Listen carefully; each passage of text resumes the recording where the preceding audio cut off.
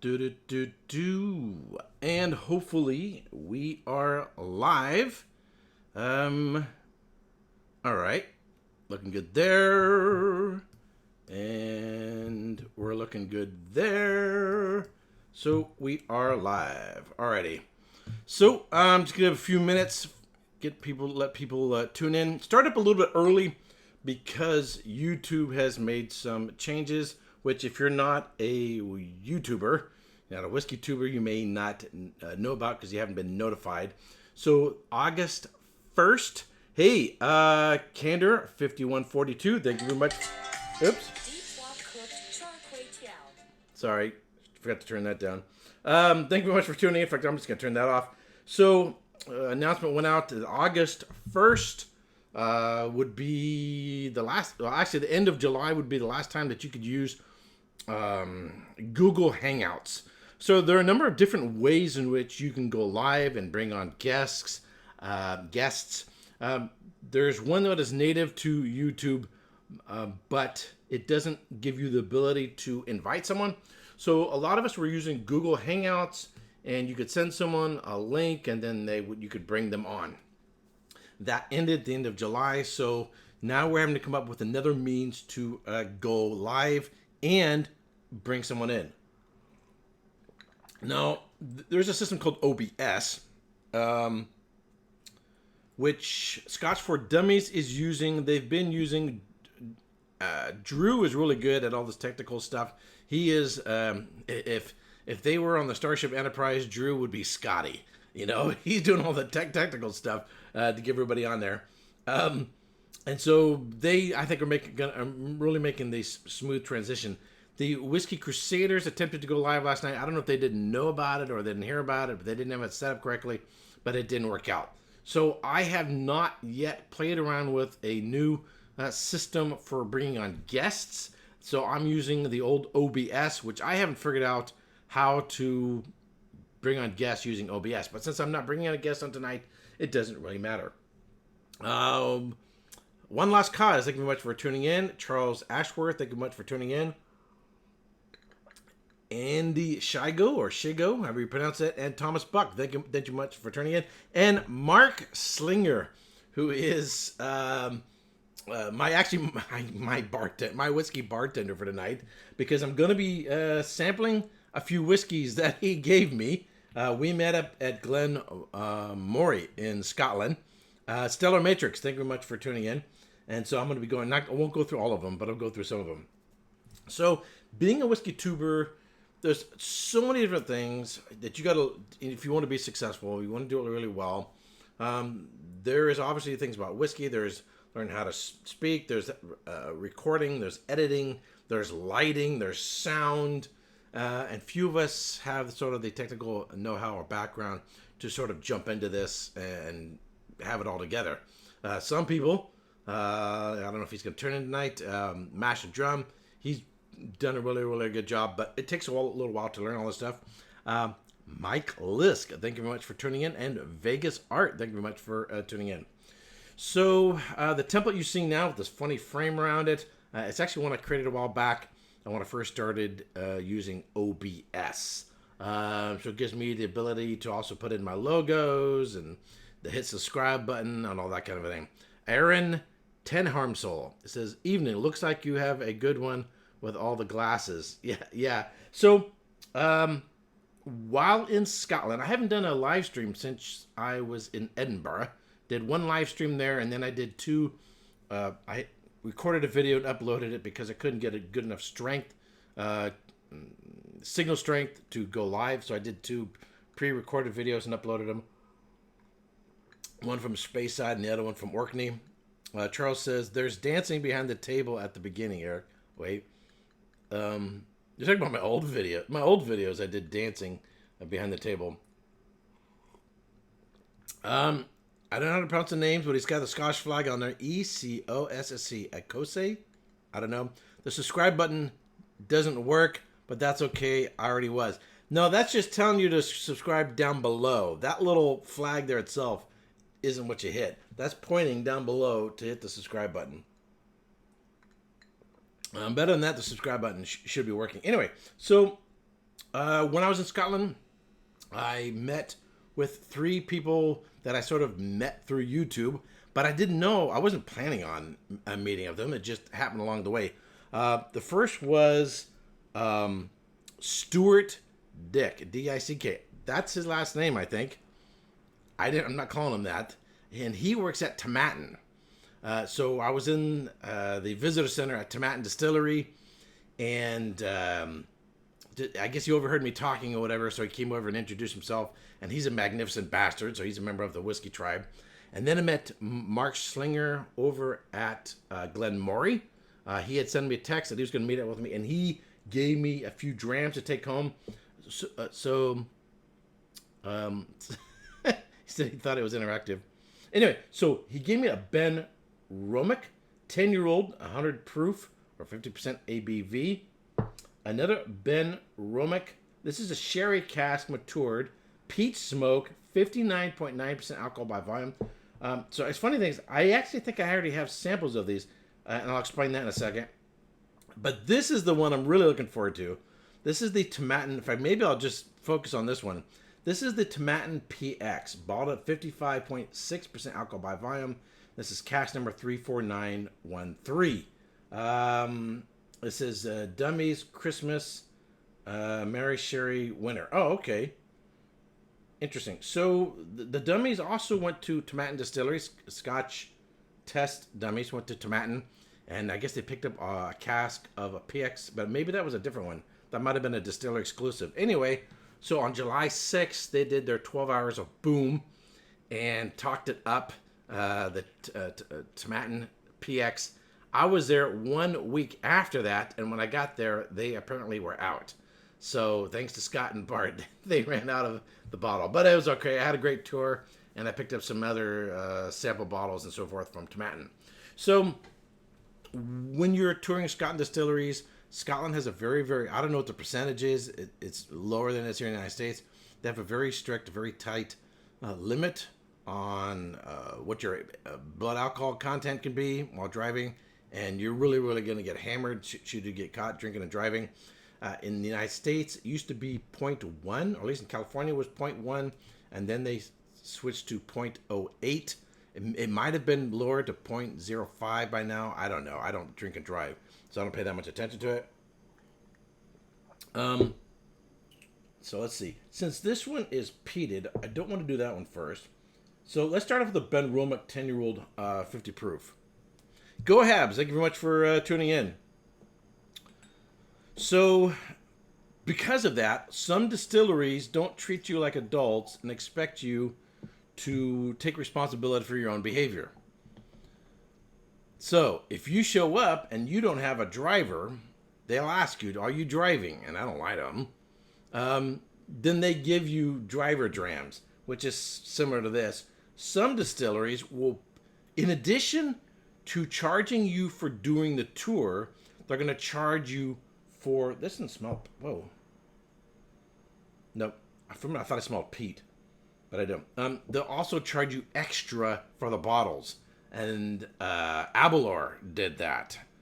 So you already paid for your tour. Now if you want to taste the whiskeys, now you got to pay for the bottles, and they will not serve you.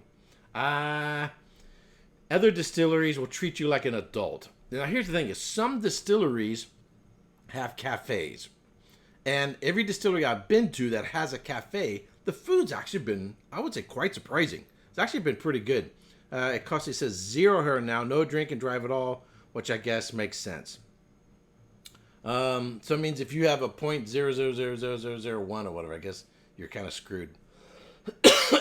Anyway, so it seems to me that if the distillery has a cafe and you go there, you do a tour, and you taste some whiskeys, but you stay at the cafe for an hour or so, and you have lunch, and you drink coffee and all kind of stuff. In other words, you've had some time to get your blood AC back to 0, then, shouldn't be an issue.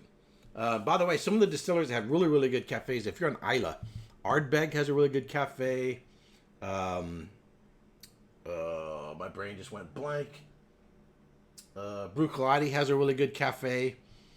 On the Isle of Arran, both Isle of Arran distillery and the new distillery, Lag, have a really, really, really nice cafe. Glen has a pretty good cafe. Some will have like a full-on lunch or dinner. You know, you can have a full-on meal there. Some just have like little treats and stuff like that. Anyway, so DH2, Destin, how you doing?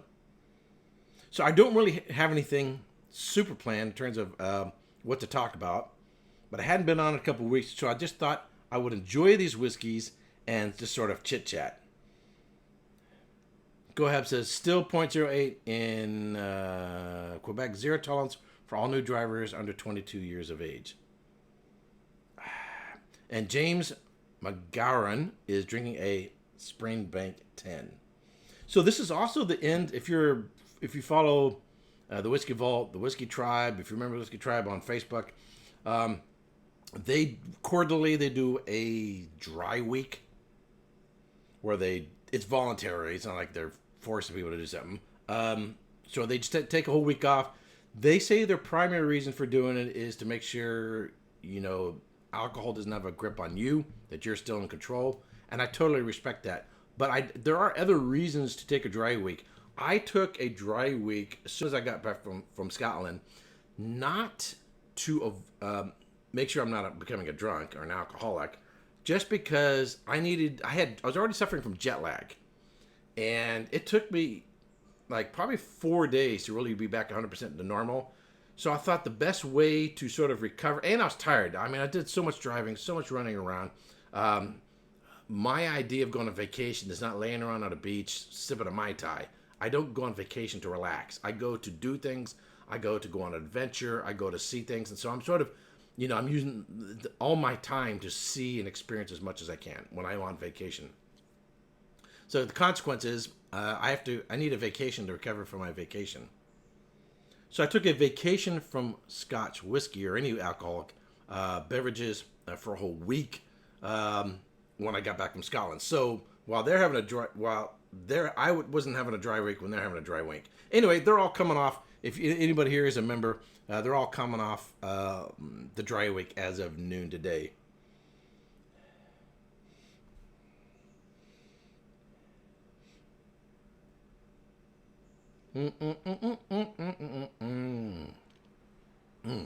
So, and then someone mentioned Klein Leash. So Mark Slinger also gave me a bottle. This is the Gordon MacPhail Klein Leash 2000, bottled in 2015, 46% ABV. But I'm not going to get to it this time. So I went to Klein Leash Distillery. If you follow me on Facebook, you probably saw a post. So in addition to distilleries, sort of many of, not all of them, sort of rebranding, repositioning, new labels, there's also sort of a revamping the tourism of Scotch, of the distilleries.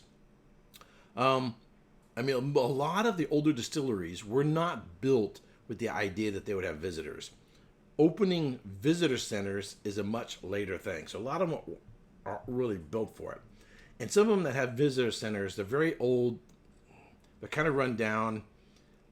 This just the look of the distillery itself needs to be cleaned up. And Klein Leash was one of them. And I would say the staff at Klein Leash needs better training. They really seemed apathetic to doing tours. So I kind of started the tour, and then I realized, you know what? They're not into this. I'm not into this.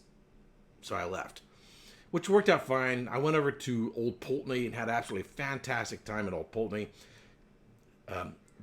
That's a very old distillery, and they have just crammed everything in there. In fact, if you know the story about their stills, to get the stills in there, they chop the top off and then basically sort of put the gooseneck off to the side and the line arm off to the side. So these very odd stills in there. But if you look at the mash tun, it's like up against all the walls, and I don't know if they brought it in through the roof or what, because they have a fairly new mash tun.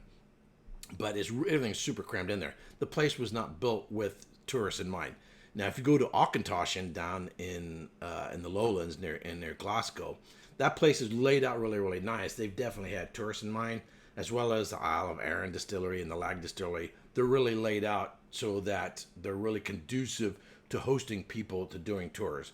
But the Klein Lease Distillery needs a total makeover, and they need staff needs to be retrained. Gohab says, a very uncharacteristic dry day for me. I had quite a few last night at the local Irish pub. Completely understandable. Earlier this week, the Mash and Drum, he had a 1-year celebration. Congrats again for 1-year celebration for the Jason, the Mash and Drum. My 1 year is actually for this, because I broke off my wine from my whiskey channel. It's actually at the end of this month. Anyway, so I had a few during his live stream. I was on there. Scott from Scotch Test Dummies on there, and there were a couple other guests on there. The Party Source was on there. I probably had a few too many. The next day, I wasn't feeling all bright and cheery. Managed to make it through the day, but it was a rough day at work. But I was all right. Andy Sanchez is having a little bit of Lagavulin 8. Multi-haggis muncher. How you doing, sir? Speaking of haggis, I've had my fill of haggis. I think I've had it 10 times now. I like it, but I've had enough. You should have visited Enoch. Lorraine, the tour guide, is good laugh. Free tour with 5 tastes as well.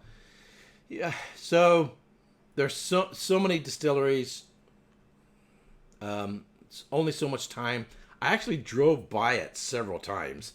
So perhaps next time up in Speyside, I'll do that. By the way, if you're gonna, I'm just give you a tip. If you're going to visit Scotland and you're gonna go in Speyside, plan way in advance, but stay at the Craigellachie Hotel. It has nothing to do with the distillery. The Craigellachie Hotel, super nice hotel, great restaurant, and really cool bar. They have in the hotel part upstairs. They have a bar. It's got like 900 bottles or something like that. They have a real nice bar down below called the Copper Dog. And on Friday nights and Sundays, they have live music, which was really, really, really cool. I'll probably share. I shot some photos and video of that. I didn't stay there, but I went there for dinner and was hanging out at the bar.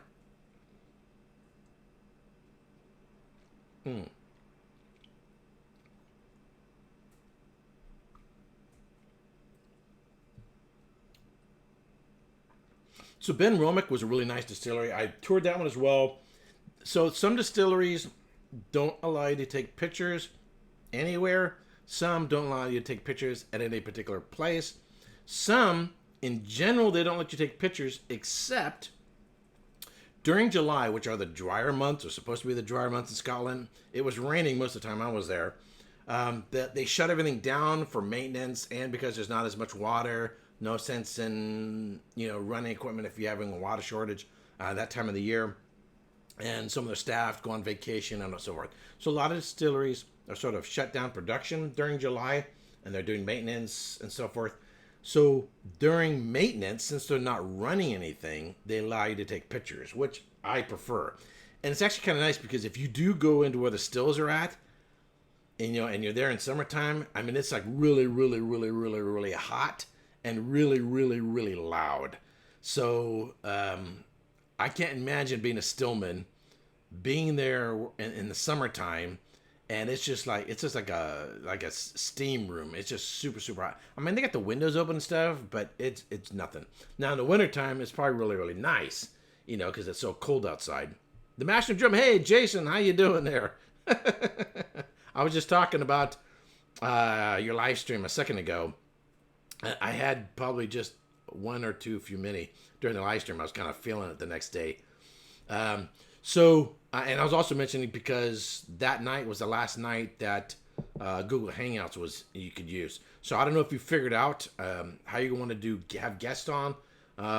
So Vin, No Nonsense Whiskey, he did a live stream yesterday, and he's using a new system. It's sort of in a test mode called StreamYard.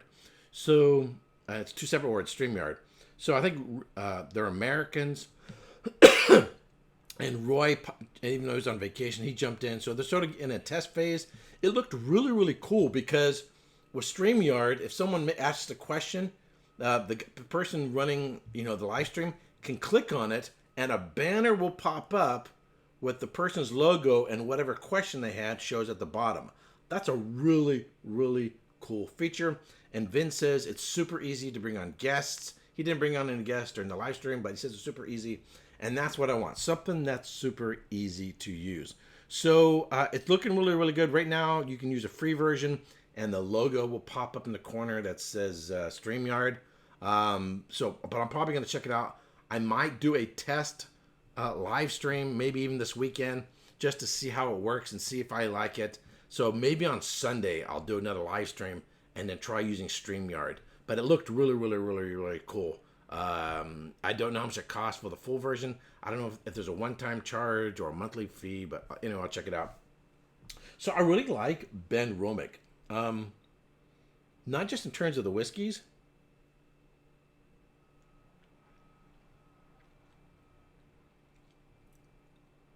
In terms of philosophy and the approaching to making whiskey, Ben Romick is the Springbank of the Highlands.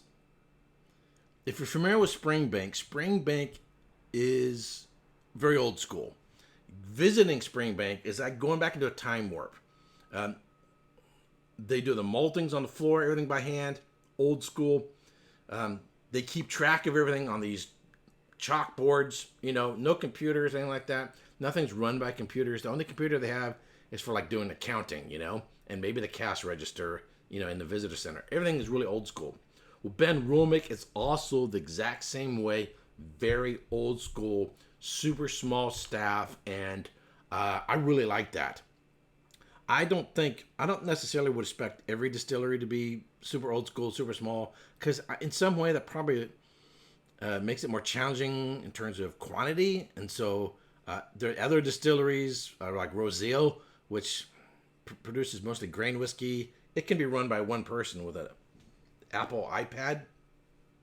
And so there's no way in the world all the distillers would be able to keep up with demand if they were all doing it that way. But I like that at least some distilleries are still keeping it old school, still keeping it doing the old way, and still doing it their way, and maintaining some traditions.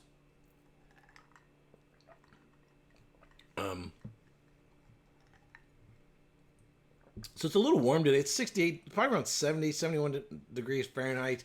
Not too bad. In addition to be really, really tired, because I was just driving all over the place. I don't know how many miles I put on. Probably, I don't know, 1,000, probably over 1,000 miles I drove, running around all over the place. But I was not only was I tired, but it rained so much. I was ready for summertime weather, and it was 60 degrees Fahrenheit, give or take, is nice whiskey drinking weather, but raining isn't the greatest for taking photos.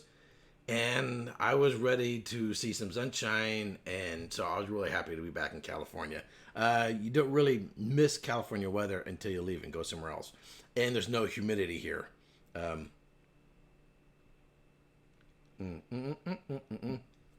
Jason Coates, haven't seen you in a while. Thank you for jumping in. So Mash and Drum says, maybe he's responding to someone else. He says, as of Wednesday, Ardbeg Dark Cove CR. Andy Sanchez just gave me $5. Thank you very much, sir. I greatly appreciate it. So if you guys didn't see the live stream, Mash and Drum, Jason, he did an uncorking of the Ardbeg Dark Cove committee release. I've got one. I got two of them. Actually, a bottle and a half sitting up here. By the way, if you're ever in the area, if anybody's ever in the area here in San Francisco Bay Area and you want to sample it, just let me know, and you can come on by and sample as well as all these other whiskeys I'm sort of accumulating. Jeffrey Patron, sailing the Scotchy seas of Scotchy Scotch. Absolutely.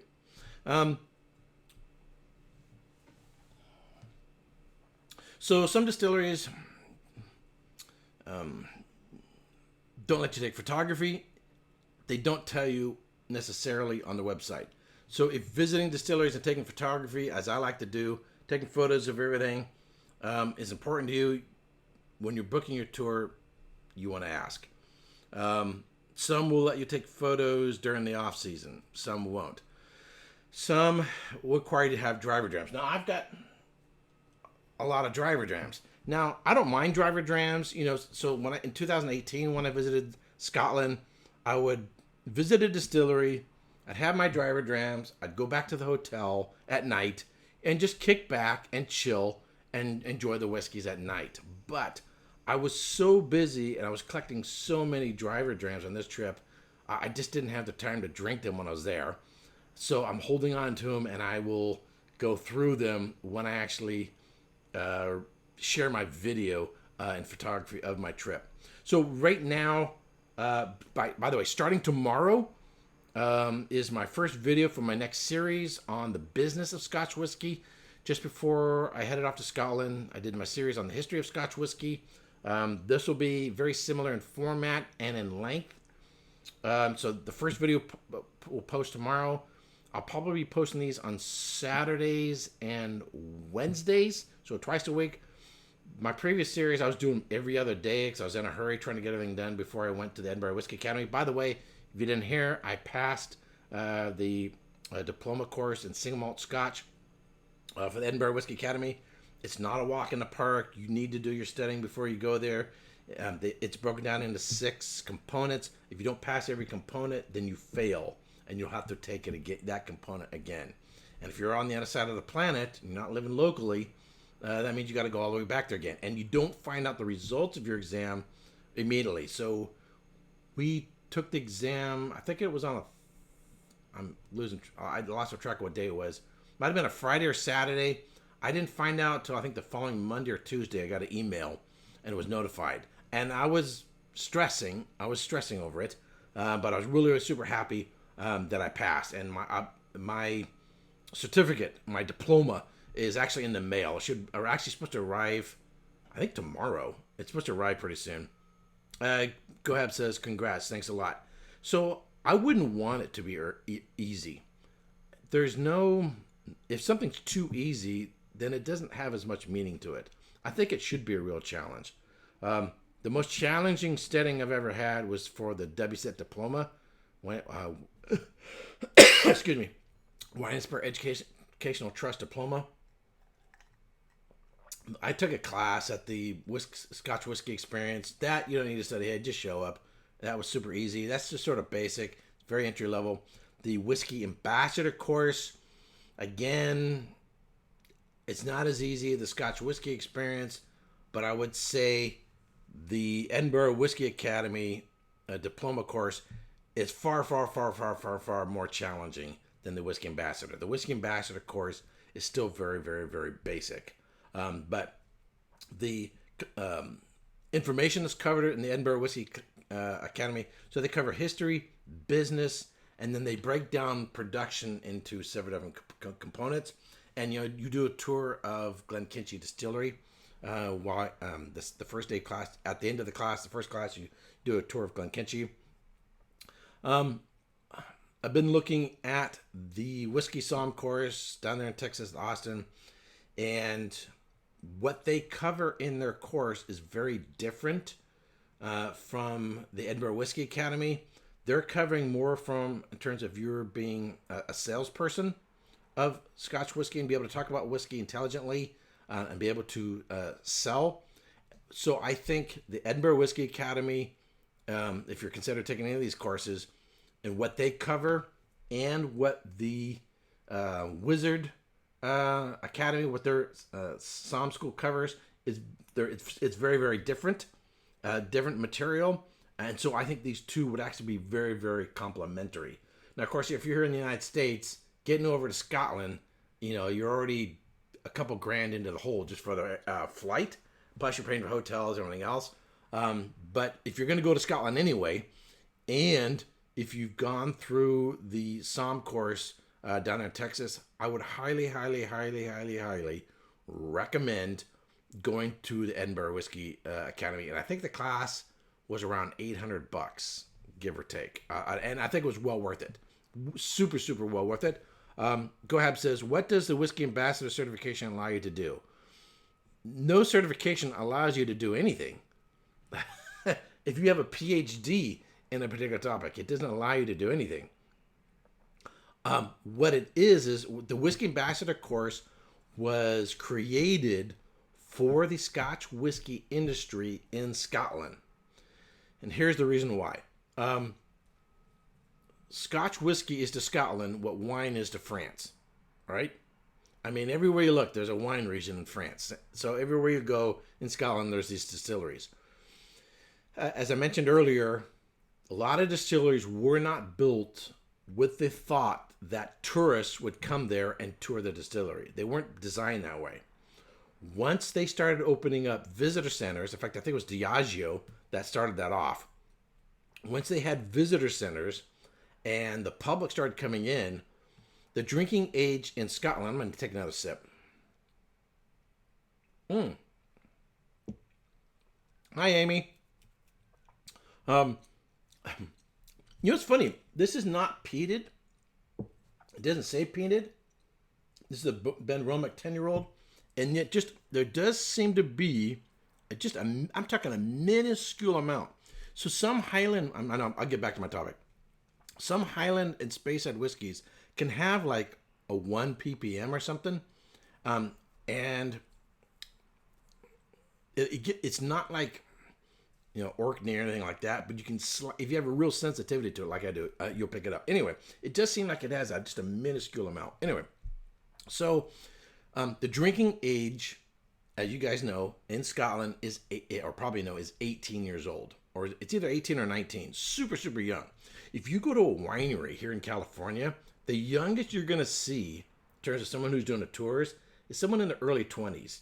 And it's probably not going to be a 21, 23, 24, or even older.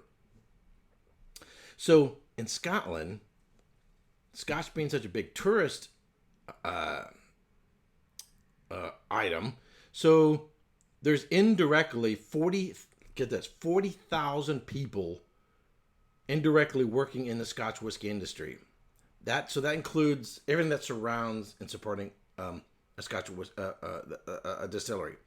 Directly working at a distillery, there's 11,000 people in Scotland. So if you have 18-year-olds, 19-year-olds, right, because you're trying to get the most affordable employees you can. You're starting with an 18, 19-year-old, whatever the age is.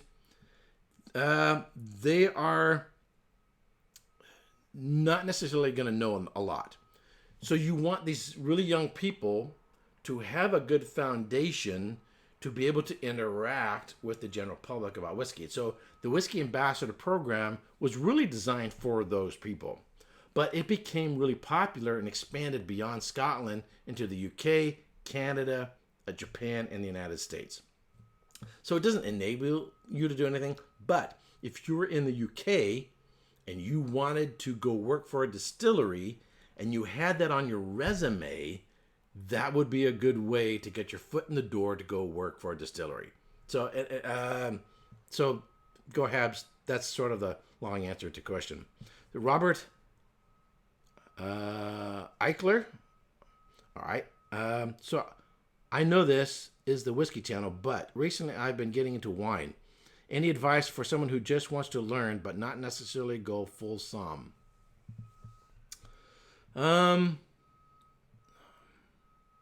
So, in short, I would say depends on where you live. If you're here in the United States, learn sort of the top 5 varietals, reds and whites. So Chardonnay, Cabernet Sauvignon, Merlot, Riesling, and Sauvignon Blanc. Okay? Learn those grapes, learn those wines, and experiment with what you like to eat. See, wine is all about food and wine pairing, what you like to eat. So you're having meat, try Cabernet Sauvignon or Merlot. You're having fish, try Riesling or try Sauvignon Blanc or salad, And so I would say, and Pinot Noir is one of the most versatile that can go with meat and fish. So I would say go with those. And then just play around and experiment. But I would say I would start with those and then try with whatever you like to eat. So you're going to eat this. Just Google what wine pairs best with whatever it is you're going to eat. and then choose a wine according to that. That's how I would go with it. And Go Ahead asked me, have I ever tried ice vine? Yeah, I had ice vine from Germany. I've had ice vine from Canada. I'm not real super big on real sweet wines. But yeah, I've had them. Anyway, so back to talking about Scotch. Scotchy Scotch.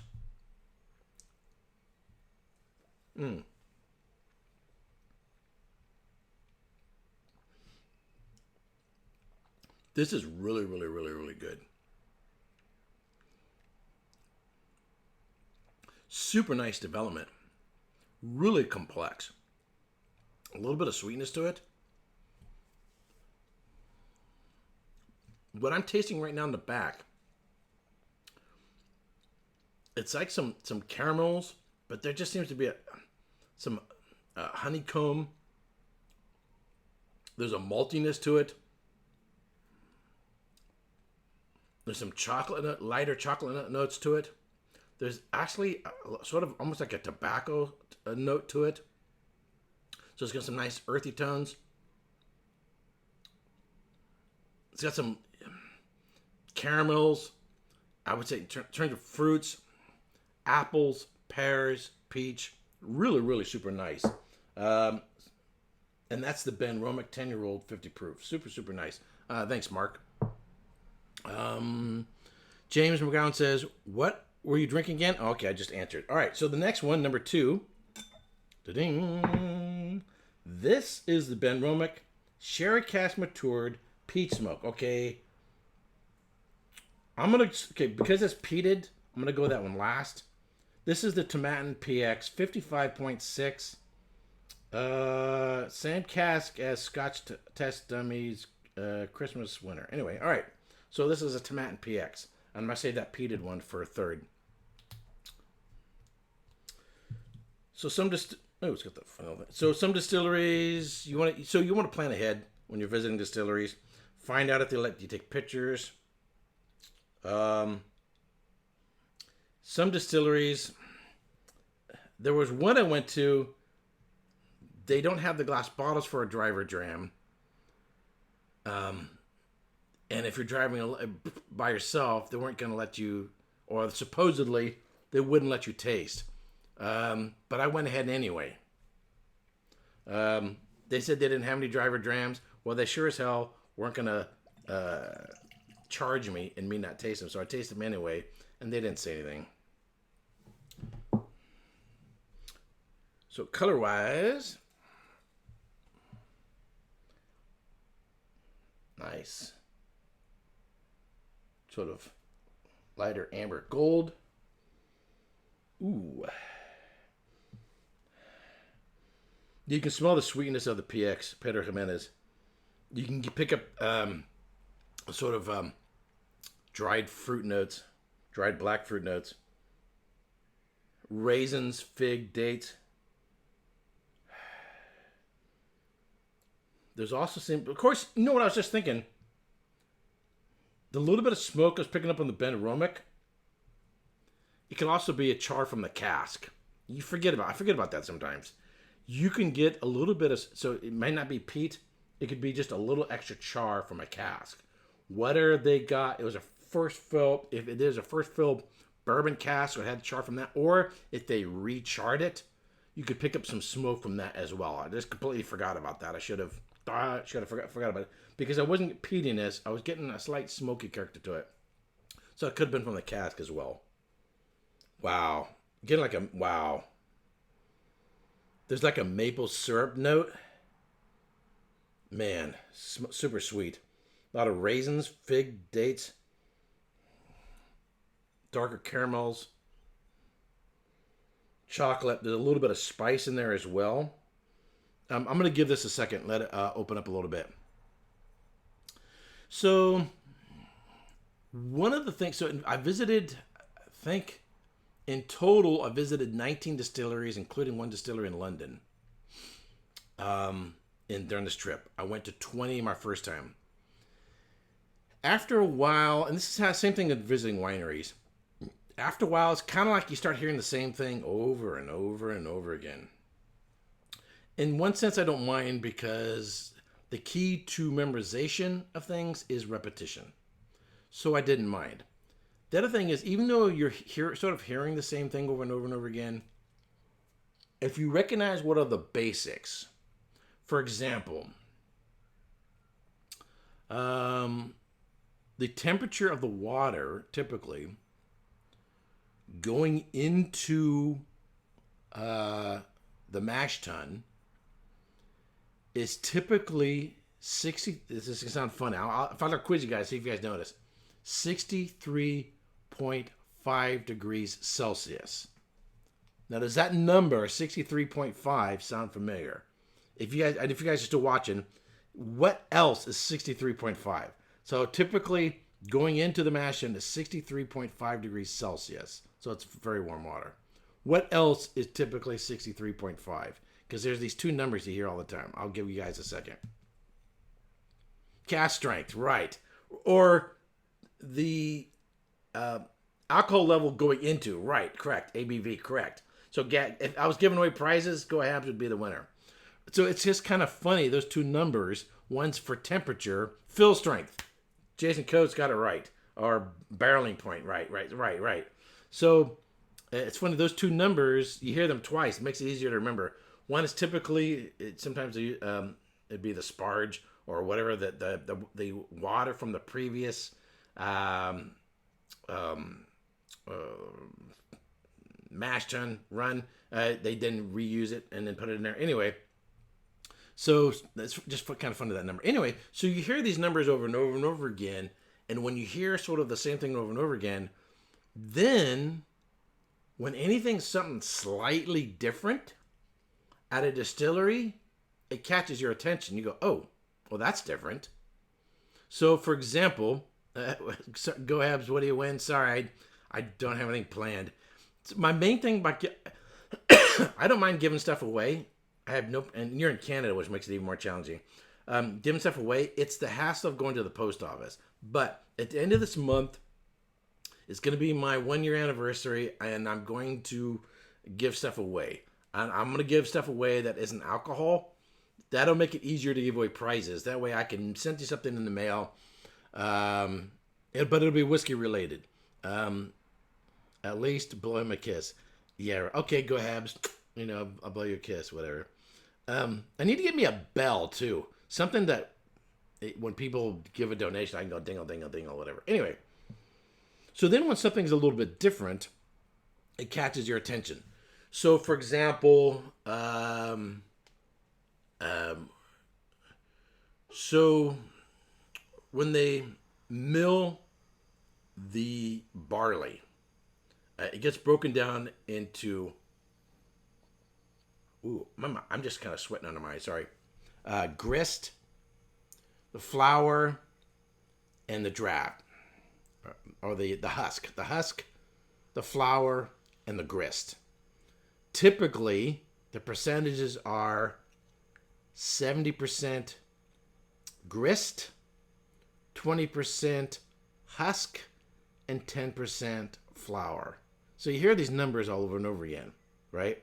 And they show you the little box, how they take it, and they put it in there and they shake it. And, of course, the flour sinks to the bottom because it's lighter and so forth. But every once in a while, you go to a distillery, and the numbers are slightly different. Not hugely different, maybe 5 to 10%. But it's just kind of interesting. So when you hear over and over and over again certain numbers, and then someone's doing something different, it's like, okay, here's something different. As we mentioned before, 63.5 being the typical ABV for going into casks. Some distilleries go a little higher. I haven't seen any go lower, but some will go slightly higher, which I think is interesting as well. There you go. Go ahead, just give me a big kissy face symbol. All right, on the palate, man, this is opening up super, super nice. There's a slight smoky character to it, but man, the figs, the dates, the raisins, all those dried black fruits are really kicking in. The spice is definitely kicking in. Robert, I hope I'm pronouncing Eichler. Thank you very much. He just donated $5. Thank you very much.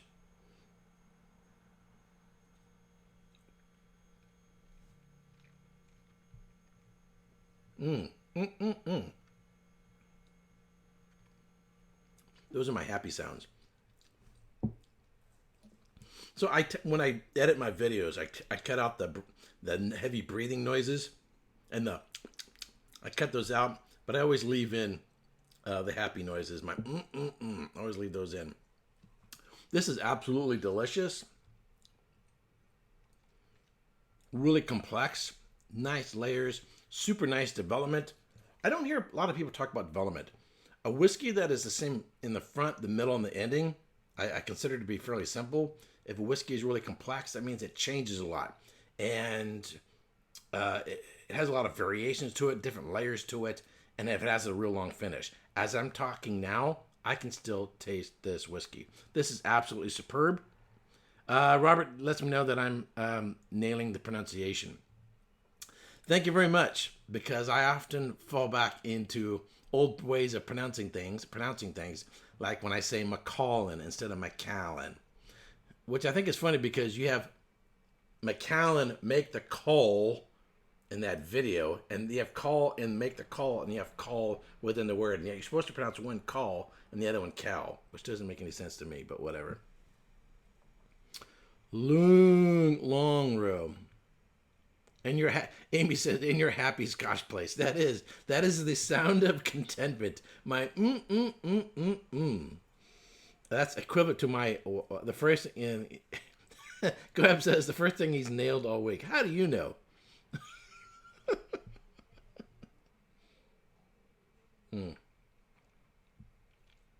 Really, really fantastic. So I brought back, I think, somewhere around 18 bottles or so from Scotland.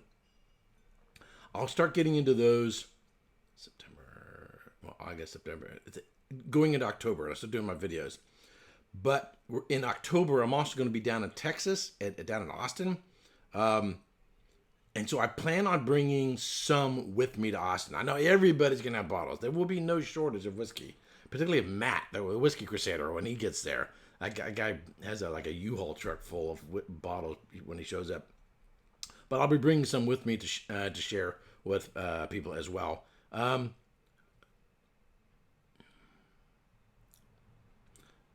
I'm just reading comments.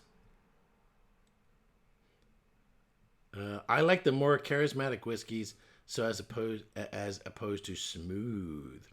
I like my bourbons to be smooth or silky. This one is chewy. It has some substance in there to chew on. Man, that is so nice. So, other things I got going on. I'm so busy focusing on doing these videos. There are some things that I have been lagging on. One is Patreon. I have a Patreon account, and I totally don't pay any attention to it. I've got maybe a handful of Patreons. I need to, and I've just been lagging in this. I need to make a video for the Patreon thing. I need to get a website going. I need to do something for my Patreons, or I want to do something for my Patreons. And so that's something I need to spend a lot of time on. So my goal for the next month, as we're in August, is by the end of August, by my anniversary date, I will have all that stuff done by the end of this month.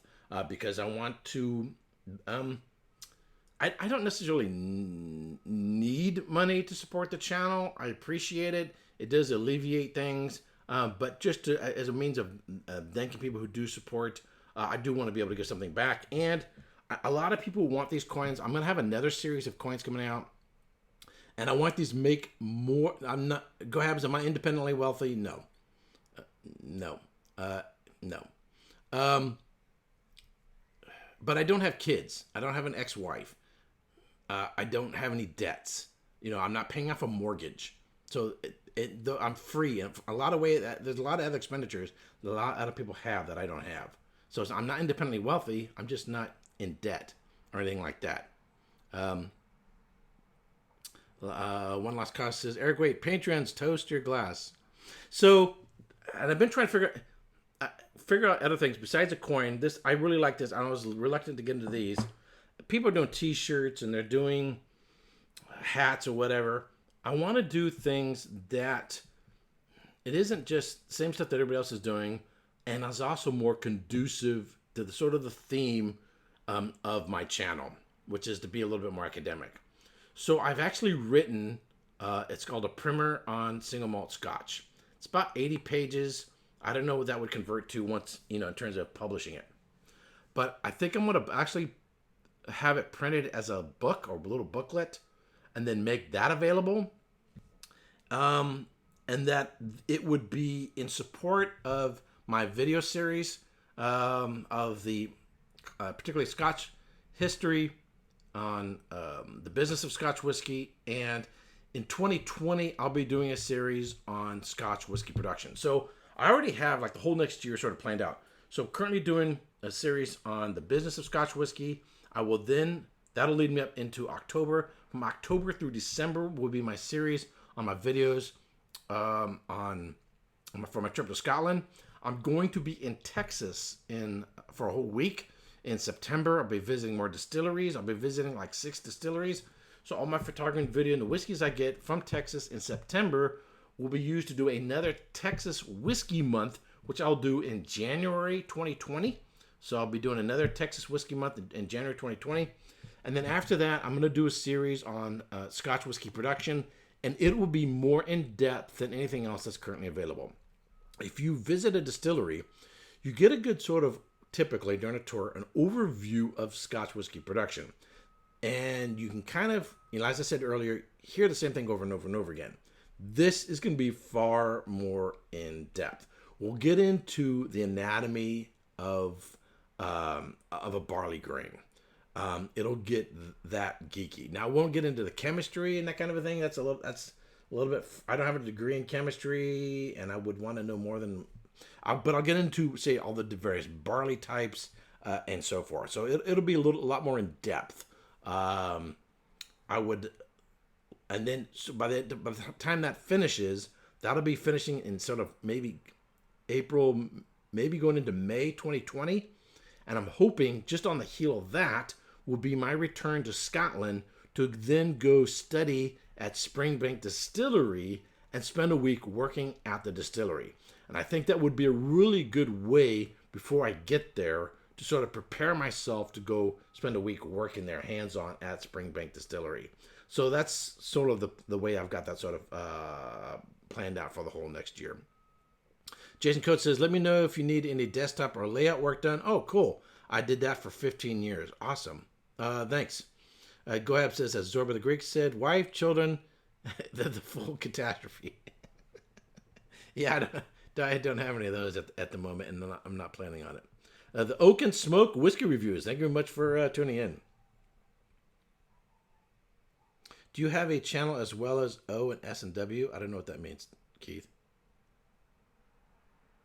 Oh, he's talking about the Oak and Smoke. By the way, if someone else is on there and you want to know if they have a channel, you can move your cursor to the right of their comment. So right now, I'm going to go to the Oak and Smoke Whiskey Reviews.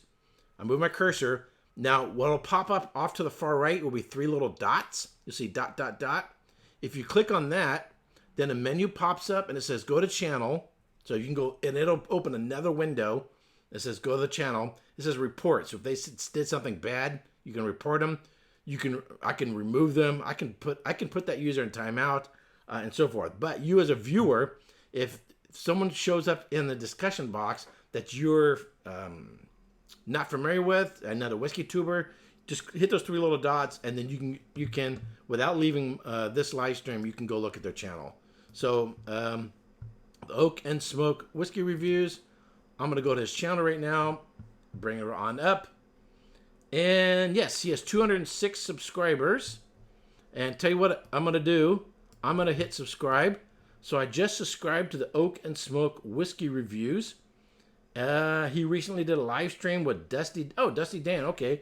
He did a Jack Daniel's Single Barrel Rye, Knob Creek 25th Anniversary, Bell Mead. That's a whiskey I've been wanting to try out. So anyway, yeah. So he's got 206 subscribers, and now 207. I just subscribed. So yeah, go ahead and check out the Oak and Smoke Whiskey Reviews. And if you want to find it, as I said, just click on over.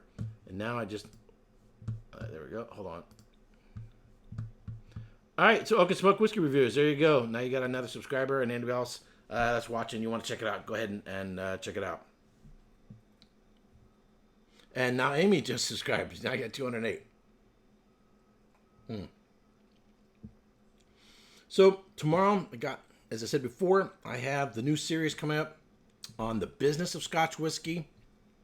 Those will probably be posted on Saturdays and Wednesdays. If you can't tell, I'm trying to grow a beard. I don't know how. It's itching like really bad. And I don't know if it's going to come in full enough to anybody's going to be able to look at it. So right now I'm just kind of, I'm not sure I'm going to keep it. I might try it for a month. And if I don't like it, I'll end up shaving it off. And so Mike Lisk just subscribes, and now he's got 211, 208. That's cool. See? There you go. You got some, the itching goes away. I know, but then the other thing is that, like, then Go Have says beard oil. But then it's like, it's just fussing with. I don't wear jewelry. I don't wear fancy clothes. I don't like fussing with things. Keith Daniel says keep it. But anyway, we'll see how it goes.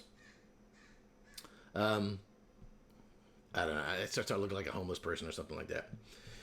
So, anyway, so twice a week I'll be doing this, the business of Scotch whiskey. I may, in between those, do some Scotch whiskey reviews. I'm going to resume doing live streams on Fridays because I was doing that before I went off to Scotland, so I'll keep doing that. I want to start lining up guests on Fridays. I really like using Fridays for having guests on rather than me just, chatting away. And I think that's about it. And I would actually like to see if I could get on other people's channels and meet up. So recently I was on with the Mash and Drum, and I've been on the Whiskey Dick's channel. I've been on Scotch for Dummies. And there's a few others. There's some other channels that I've had on mine that I've not been on theirs. So maybe I'll see if I can get onto their channels as well. But anyway. Alrighty. So I think I'm going to wrap this up. Hold on. Let me finish this one.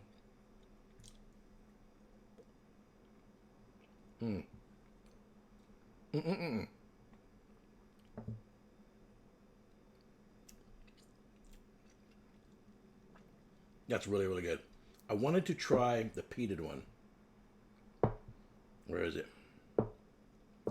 This is really, really spectacular.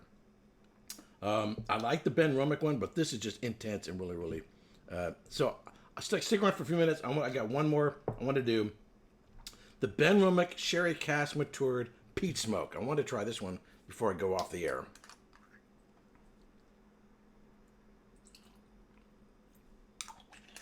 So, being a whiskey tuber in the summer is kind of a challenge. One, the days are long, particularly in the UK. The sun doesn't go down until 11 o'clock. People are outside playing. People are on vacation. They're not sitting inside in front. Generally speaking, there's far less people watching live streams.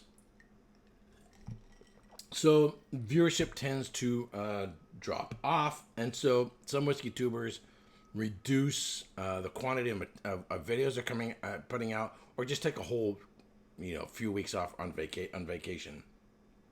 I want to keep mine going. I don't want to cut back or slack in my production because I've just got so much stuff backed up. So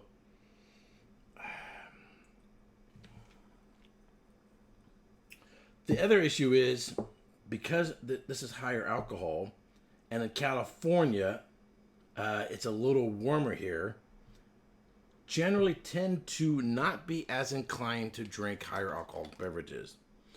This is a time which people tend to drink rosés, wines, Sauvignon Blanc. You save your big Cabernets or even your ports, your fortified wines for the cold winters, and you drink your lighter wines and eat lighter foods during the summertime. So that's another reason why people tend to sort of drop off. Or put ice. It's fun. So there's smoke in there, but it's not super intense. It's not like an island whiskey. By the way, and I'll kind of get into this when I talk about the business of Scotch whiskey. So we think about peated whiskeys, we think of Islay, we think Orkney, we think Talisker, sort of the outer limits of Scotland. But 100 plus years ago, when the primary source of fuel was peat, much higher percentage of whiskeys were peated, including the Highlands and Speyside. Once other forms of fuel could be used, and they got away from a direct fire going onto gas or heated coils, then they back off the peat.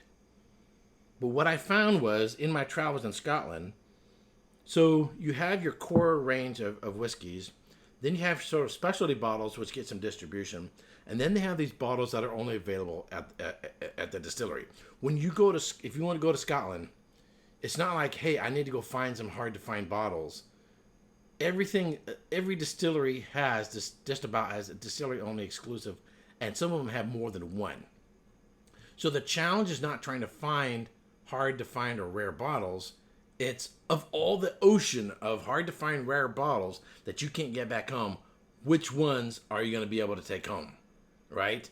There's just so much to choose from. And one of the things I noticed was a lot of distilleries that you don't ever think of them as being peated, as equating them with peated whiskeys, produce a peated whiskey that's only available at the distillery. For example, Glen and Glenlivet. For example, oops, sorry, that was the chair making that noise, not me. This is one brought back from Glenmory. This is a peated PX finish cask that I brought from Glenmory. And if you're familiar with Glenmory, they tend to, I would say, lean more towards the wine finish casks. And so to find one that was peated there, and this is absolutely spectacular. Really, really love this whiskey, and wish I could have brought more of them home, but I didn't have enough room in my luggage. But really looking forward to getting in there. So when we talk about the styles of the various regions of Scotland, they're very much a generality, and there's a lot more peated whiskey out there than you might expect. Keith Daniel, yes, I went to Springbank. So I spent 2 days in. No, Dustin, I haven't worked at Springbank yet. I'm hoping to work at Springbank next year. So I went to London, spent 2 days in London, visited Bimber Distillery, then went to Glasgow. Myself, Roy Aquavite, and a couple others, we went and visited Annandale Distillery, then hung out at the Bon Accord in Glasgow, celebrated my 53rd birthday together. Had an absolutely fantastic time. And then I went to Androssan, which is a port, and took a ferry over to the Kentire Peninsula, and then I went to Campbellton. And I visited the 3 distilleries in Campbellton, and then I went over to the Isle of Arran, visited 2 distilleries there, and then took a ferry back to the mainland and went to Edinburgh to attend the Edinburgh Whisky Academy. So yeah, I was at Springbank. And again, there's a distillery with a whole bunch of distillery exclusives, and you can't bring them all home. So I think they had like 4 of them there. And I only brought home 2, but I wanted to bring home more. Man. All right, on the palate.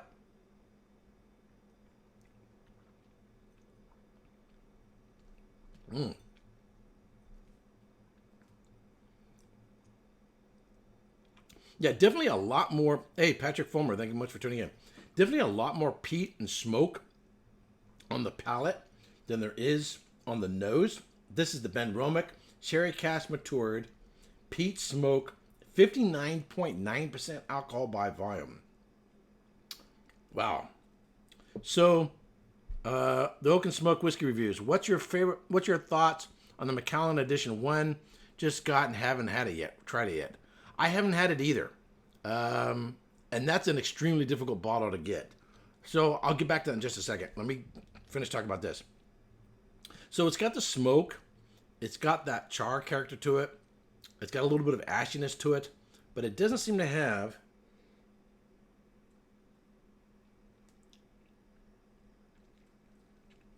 the oceanic influence. I'm not getting I don't get briny notes like you do, say, from a lot of Islas. I think Heavy sherry and peat and smoke work really well together. It seems to me that sherry can provide so the dark fruit notes, dark dried fruit notes, sometimes almost a savory note as well. And then you combine that with smoke. It reminds you of like barbecued meats. And that's kind of what I'm getting on this. Yeah, it has some sweetness to it, but it's nowhere near as sweet as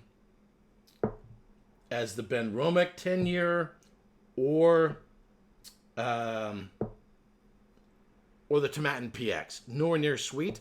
It's much more savory. And it's got that nice barbecued meat character to it. So it's got nice savory notes to it, along with some smokiness to it. So it's really, really delicious.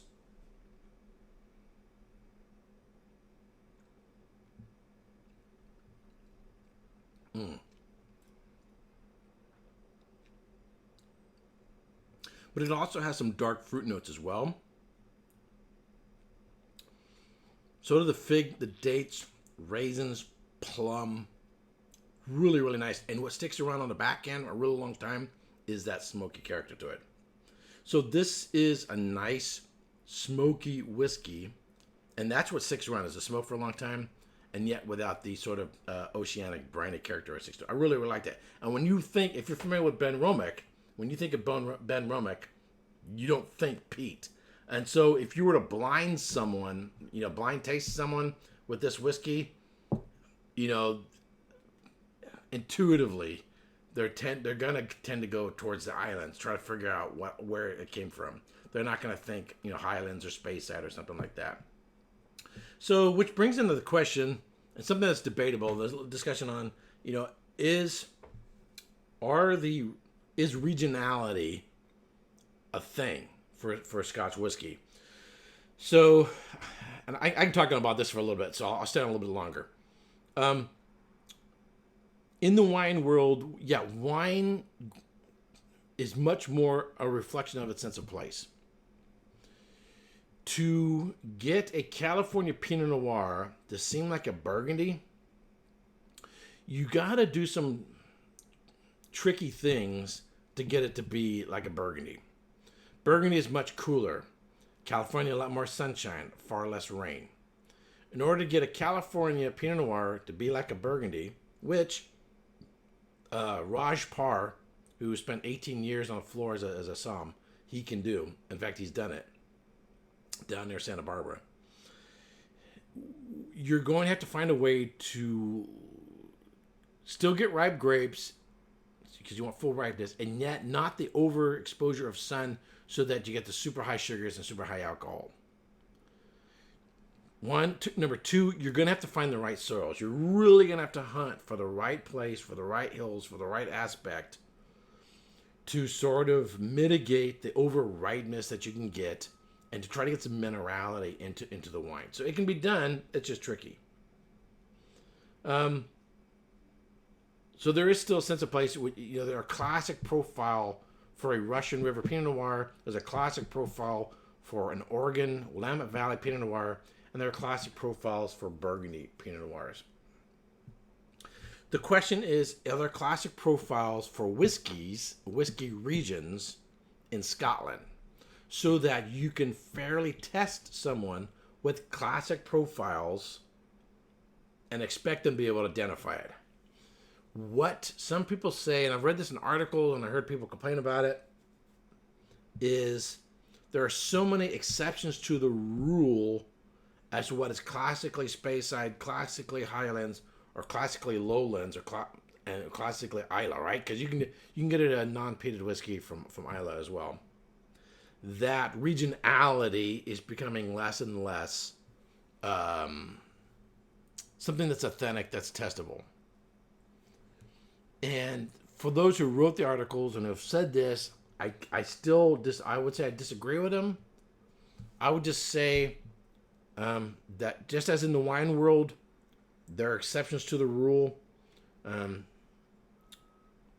Wines that aren't classically seeming like where they're from. In the same way, there are some still classic profiles to those whiskey regions. There are just a lot of more exceptions to the rule that don't fit. So, Daniel Whittington was on Whiskey in the Sixes channel on Wednesday. Wednesday night was a great whiskey night. I don't know if Jason's still watching or not. Wednesday night was a great whiskey night. Whiskey in the Six, Rob, Whiskey in the Six. He did a whole month of American whiskeys and he had Daniel Whittington on his channel. He also had Vito was in there and Jeremy from Sipper Social Club was on there. But it was I watched the live stream. I watched it live and then I watched it on the replay twice.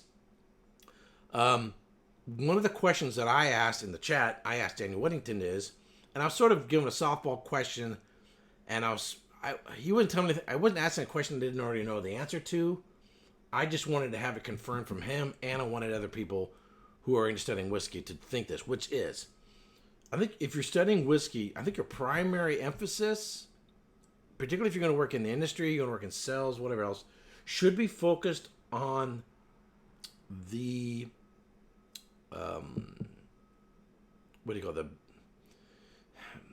the primary lineup of a distillery, right? Their core range. So, for several reasons. One, the core range, which a distillery can make absolutely superb whiskeys, but then have a real crappy core range. Well, I don't care if they make, some unicorn fantastic whiskeys. If the core range isn't any good, that gives me a negative impression of the distillery as a whole. And I won't name them, but there are a few of those. But if the core range is what's mostly going to be available wherever you go, and if you're working in sales, whether at a whiskey bar, at a restaurant, or in a whiskey shop, what most is going to be available, people are going to be interacting with, and people are going to be asking about, is going to be the core range. So you really should know the core range of all the distilleries, or at least the ones that you're going to be selling, and not just some of the more obscure bottles. Now, most of the whiskeys I like to review and I like to taste aren't core range. Yeah, I do some core range whiskey reviews, but everybody does those. And so I tend to like to review and taste and drink the oddities, the rarities, the difficult to find ones, the extra special ones. But people aren't searching on the internet necessarily on the oddities and the rarities, and those whiskeys aren't necessarily reflective of the core of a particular distillery. They're the rarities, they're the special bottles. But those are the ones I like, and I know some of us like to hear about those. But the challenge in terms of a viewer is if someone's focusing on the special, hard to find whiskeys, then essentially, you're watching a video of a review of a whiskey that you can't get. Some people won't watch a video about a whiskey that they can't get.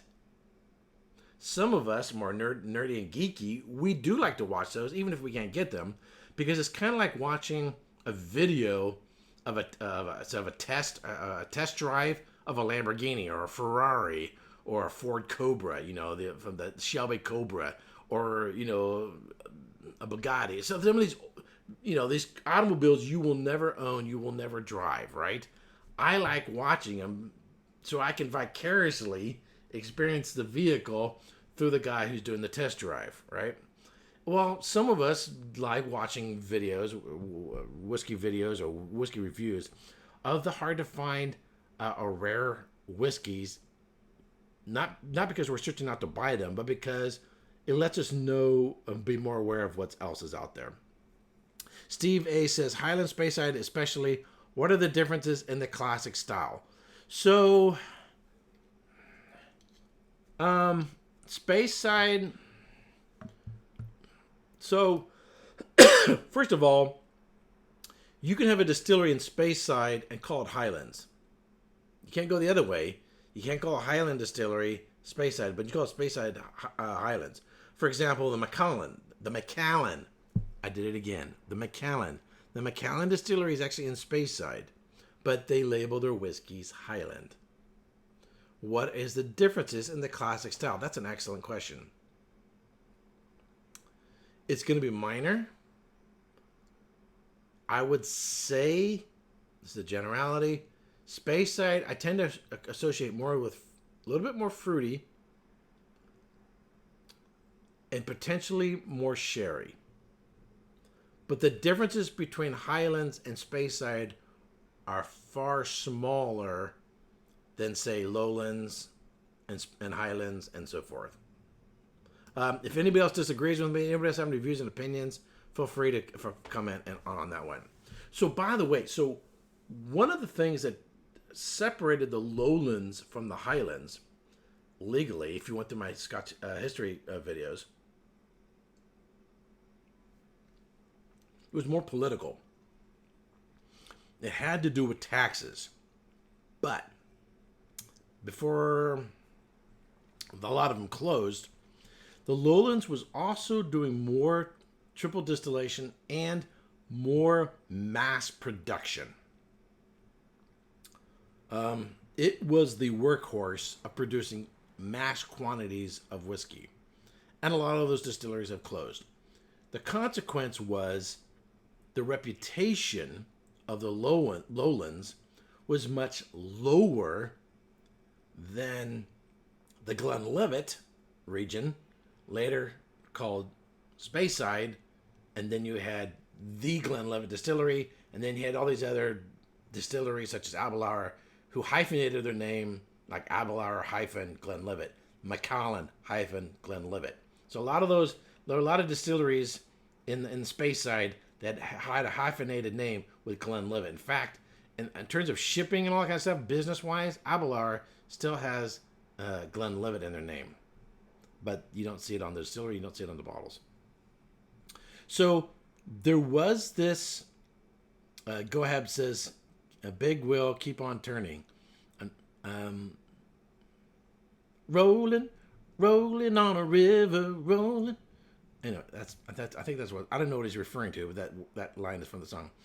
Steve A says, and yes, that's exactly my point in terms of trying to define a classic style. And I know that many Speyside distilleries label as Highland for marketing purposes, if nothing else, probably. So here's the thing. Some of the profiles, I don't know what, but I'm just like sweating underneath my eyeballs, which is weird. Some of the lowland distilleries and the generality of the reputation of what's a classic lowland profile is a bit antiquated, right? So there are about like a half a dozen new distilleries opening up in the lowlands. And in fact, Roy and I, as I mentioned before, we went and visited Annandale. Right now, Annandale has a 3-year-old whiskey available. It's bottled at over 60%. It's super young.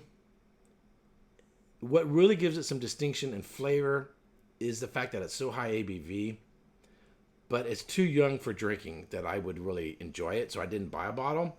I did buy some bottles of their new make and so forth.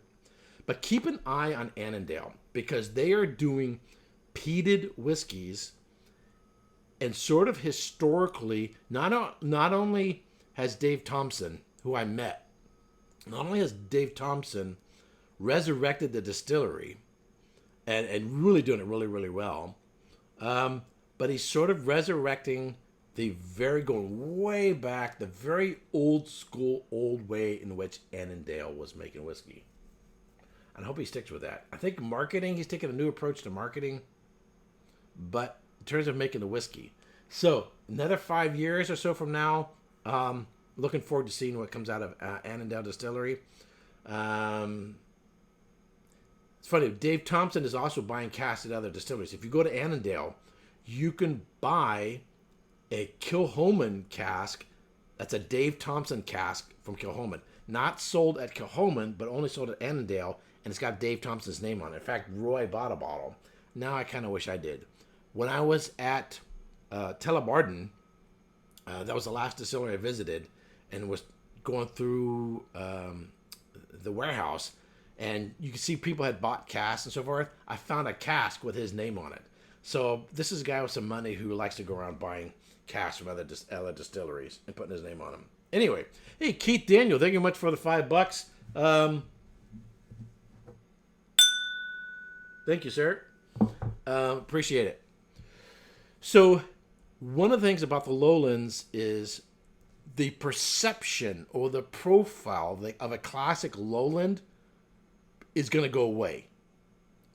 How, what it says in a book, in a particular history book, that's going to go away. Right now, when you think of lowland, most of us probably think Auchentoshan and Glenkenchy, right? Well, Bladnoch, I haven't tasted. I've seen bottles at the store. They just opened the visitor center like just before I left, and unfortunately, I didn't have time to go visit. But there are a bunch of lowland distilleries that are opening, new distilleries. In fact, in my series on the business of Scotch whiskey, I sort of give an overview of that. I talk about what is currently going on, current trends in Scotch whiskey. So I sort of give an overview of those.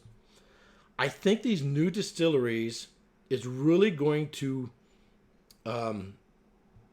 change the profile and the public perception of the lowlands, because they're not going to go back and do the mass quantity production that put the Scotch whiskey industry into the hole. And Campbellton was doing that as well. Campbellton, there was over like 30 distilleries, and now there's only 3, and they were producing basically some really skunky stuff because they were focused on quantity, not quality. There is some concerns and fears about, are we heading back towards another whiskey lock, an overproduction of whiskey and not an over supply and not enough demand. And I don't think we're going there for several reasons. One, public distribution or worldwide distribution is much greater than it used to be. As long as, generally speaking, the consumer has money to spend, they will buy.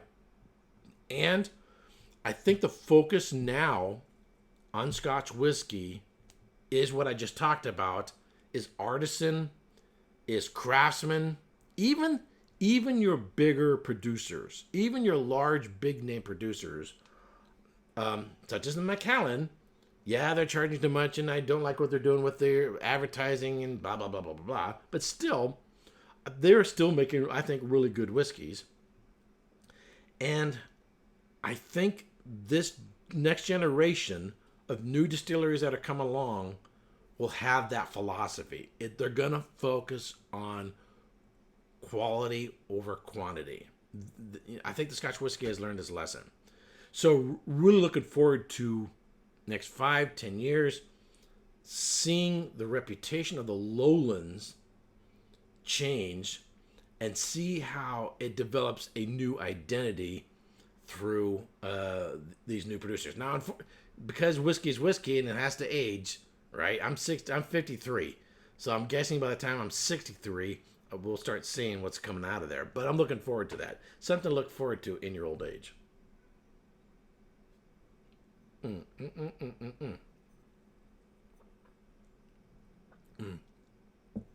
So if you're in your 20s and your 30s and you're enjoying whiskey, you're in a very good time.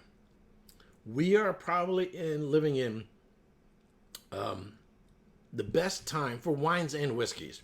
I don't think there's ever been a better time in history for better whiskeys and better wines. And part of that is technology, science, knowledge of how to make better wines and whiskeys, but also learning from the errors and the mistakes of the past, but also building on what the forerunners, what our forefathers have done in wines and whiskeys. Sir Isaac Newton said, if I've seen further than any other man, it's by standing on the shoulders of giants. And I think this current generation of wine and whiskey producers are doing just that. We've had some great generations of wine and whiskey producers. The Oak and Smoke Whiskey Reviews, he says he agrees with me. Of course he agrees with me, because I'm right. Just kidding.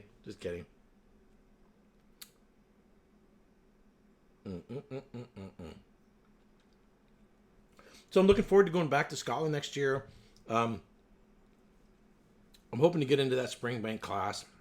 If I don't get into the class, I'll probably still go to Scotland. However, I've now been mapping out Irish distilleries.